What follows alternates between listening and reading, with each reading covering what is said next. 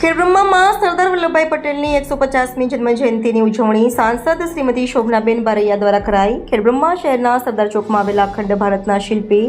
સરદાર વલ્લભભાઈ પટેલની પ્રતિમાને આજરોજ લોકસભાના સાંસદ શોભનાબેન બારૈયા દ્વારા સૂતરની આંટી પહેરાવી તેમજ તેમની પ્રતિમાને પુષ્પાંજલિ દ્વારા હૃદયના ભાવ સાથે શ્રદ્ધા સુમન અર્પણ કરવામાં આવ્યા। આજનો કાર્યક્રમ ખેડબ્રહ્મા ભારતીય જનતા પાર્ટી શહેર તથા તાલુકા દ્વારા કરવામાં આવ્યો હતો, જેમાં તાલુકા ભાજપ પ્રમુખ હિતેશભાઈ પટેલ, શહેર પ્રમુખ બ્રિજેશભાઈ બારોટ, જિલ્લા સંગઠનના ઉપપ્રમુખ મોરજીભાઈ પટેલ, નગરપાલિકાના પ્રમુખ ડોક્ટર પ્રિયંકાબેન ખરાડી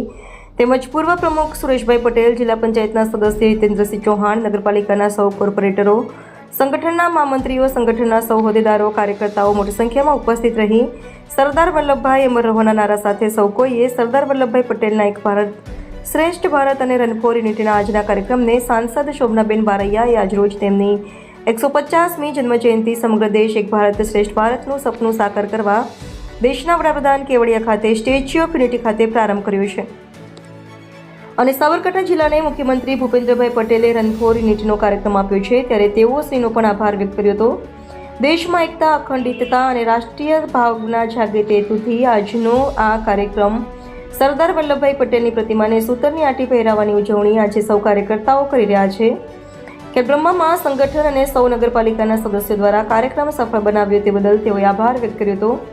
કાર્યક્રમના અંતમાં સાંસદ શોભનાબેન એક સામાન્ય નાગરિકની જેમ સૌ કાર્યકર્તાઓ સાથે એક કાર્યકરની દુકાને અલ્પાર પકોડી તેમજ